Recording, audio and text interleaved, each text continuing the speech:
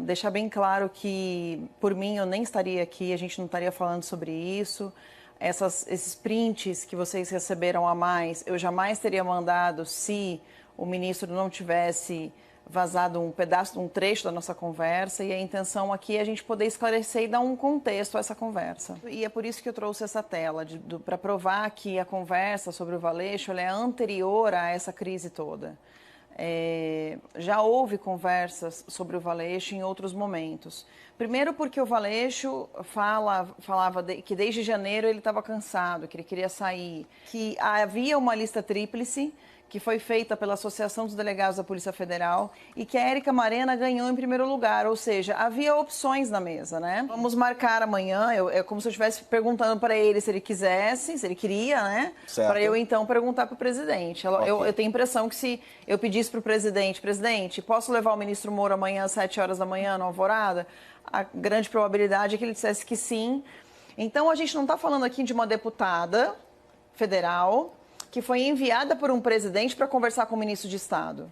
A gente está falando de uma pessoa que convidou um ministro, né, uma outra pessoa para ser padrinho de casamento, que ele aceitou, que ele fez um discurso em homenagem no meu casamento, ou seja, a gente tinha uma relação. E a partir desse momento aí, do dia 23, você começa a perceber que ele escreve muito menos, e eu comecei a perceber, e aí no próximo print vocês vão ver, que ele já age de uma maneira muito diferente do que ele agia há alguns meses atrás comigo e até alguns dias atrás, quando a gente falou do Valeixo, que ele respondeu amplamente, que ele respondeu com link, etc. É importante também, não sei se vocês tiverem acesso, Dani, mas acho que é importante a CNN resgatar que o print que ele liberou para o Jornal Nacional do presidente da República, ele é datado, assim, o horário da conversa é 7h33 e eles iam se ver às 9h, e o print foi feito às 7h33. Que há um registro do horário ali em cima. A gente percebe ali que eu peço pelo amor de Deus, eu falo que eu admiro, que eu já fiz por ele. Quer dizer, eu estou completamente desarmada e ele já está armado porque ali ele estava tirando print. E aí eu falo mais algumas coisas para ele, prezada, vamos aguardar. Então, quer dizer, eu cito 2 vezes o STF. Na segunda vez ele diz, prezada, não estou à venda. Diz que não está à venda, não combina, nada disso combina com o que a gente está conversando. Então parece que foi tudo muito mal intencionado da parte dele, tudo muito ali querendo achar algo para provar, tentar provar algo depois. Quando ele fala sobre interferência política, ele cita esse caso da Marielle, né, pedindo para que encontre os assassinos o mais rápido possível. Aí depois ele fala que ele gostaria de saber quem mandou matar ele, né, um cara que deu uma facada e foi preso e de repente chega um jatinho com 4 advogados milionários.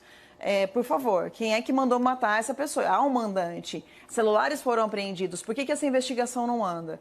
Quando houve o vazamento daquela questão do porteiro do presidente Bolsonaro e que ele estava numa sessão em Brasília, você concorda que uma Polícia Federal é eficiente no Rio de Janeiro, se tratando de um presidente da República sendo acusado de tentar matar uma pessoa, em 30 minutos a Polícia Federal teria que estar ali na portaria do presidente, se isso acontecesse com o presidente dos Estados Unidos, o FBI teria chegado em 30 minutos naquela portaria para ver se realmente o presidente da República estava envolvido num assassinato ou não. O Valeixo chegou no momento que o presidente, que tem função constitucional de mudar o diretor da Polícia Federal, quer tentar entrar num consenso com você. O presidente entregou 4 nomes para o ministro, né? Isso foi de conhecimento público dentro do Planalto.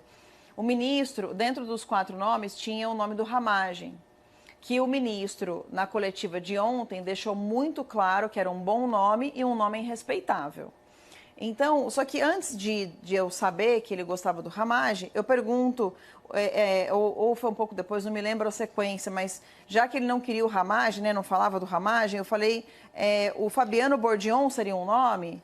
Porque aí eu posso tentar convencer, ou há outro nome. Aí ele, Carla, conversa lá. Aí então, ele já aparenta bastante impaciência.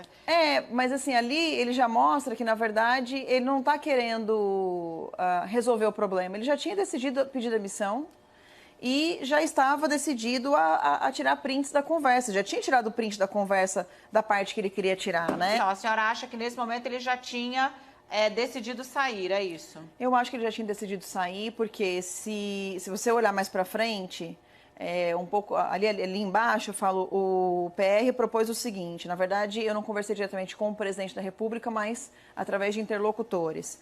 Já que o Valeixo pediu para sair, e o Valeixo tinha pedido para sair, porque eu conversei com o Valeixo, liguei para o Valeixo, e ele disse: Carla, eu pedi para sair. Quem não aceitou minha demissão foi o ministro Moro, mas eu saio.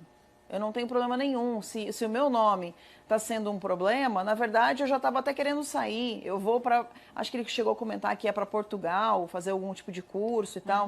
E eu falei assim: Valeixo, então, já que você está disposto a sair, você já estava cansado, etc., comentou isso e tudo mais, você pode conversar com o ministro Moro? Eu converso, cara, eu converso, fique tranquila, eu vou conversar com ele. A senhora, portanto, conversou diretamente com o Valeixo, é isso? Conversei diretamente com o Valeixo e acho que vocês podem até confirmar isso com ele, acho que ele não vai ter problema nenhum em confirmar isso. Mas aí a senhora leva uma proposta do presidente.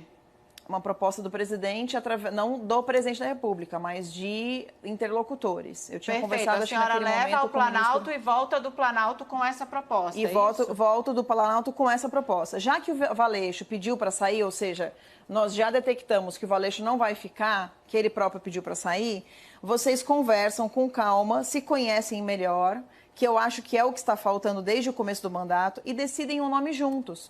Porque já que ele tinha dito ali em cima que ele não queria falar, conversa lá, né? Quer dizer, eu propus o Ramage, ele não respondeu. Soube que ele preferia o Fabiano Bordignon, ele não respondeu.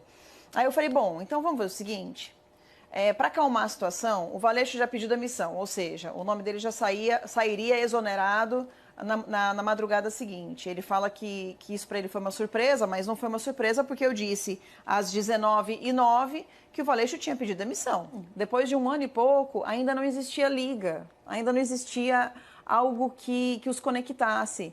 E eu achava, talvez de uma forma muito ingênua, que uma conversa, um jantar, que eu falo logo depois, talvez pudesse aproximar os dois. O presidente Bolsonaro ganhou a campanha e 57 milhões de votos sem precisar usar a imagem do ministro Moro. Então, eu acho que, é claro, o ministro Moro, enquanto estava dentro do executivo, era, assim, um pilar, mas um pilar, quando ele cai, ele pode ser substituído. Ninguém é insubstituível, então eu espero que agora, eu confio no presidente Bolsonaro de que ele vai encontrar um nome à altura, de preferência agora um nome de confiança, que a gente possa confiar e que confie nele, que a confiança seja mútua. E eu acho que as pessoas votaram no Bolsonaro. Eu votei no Bolsonaro, estou junto com o presidente Bolsonaro. E o Bolsonaro não precisou do ministro Moro para ganhar a campanha. O Bolsonaro não precisou do ministro Moro para ganhar a sua confiança, quem votou no presidente. E hoje o presidente tenta governar para todos.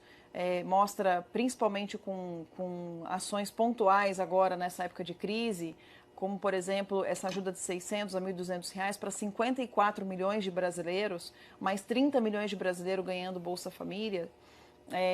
Aumentou o número de Bolsa Família para mais 1 milhão de famílias. O presidente Bolsonaro, ele mostra com isso que ele está preocupado, não é só com o brasileiro que dizem que votaram nele, né, da classe média, etc. Não, ele está preocupado com todos os brasileiros. Ele está preocupado em acabar com a miséria, com a fome. E eu acho que isso é o que importa. E a gente está no meio de uma crise que eu vim aqui hoje e até refletir será que eu preciso continuar falando disso ou será que seria melhor deixar o assunto morrer?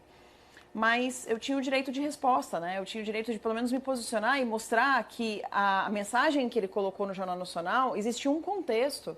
Não foi simplesmente um oferecimento de um cargo, até porque eu não tenho nem poder para isso. Existia um contexto de uma amizade, existia algo que eu acreditava que uma confiança mútua, uma via de mão dupla. Mas eu acho que esse assunto é um assunto que tem que morrer, tá? É um assunto que tem que acabar. A gente tem que pacificar esse assunto. O presidente Bolsonaro precisa governar. A gente tem um país a governar. O ministro Mandetta saiu semana passada. Todos acharam que ia ser uma grande... Enfim,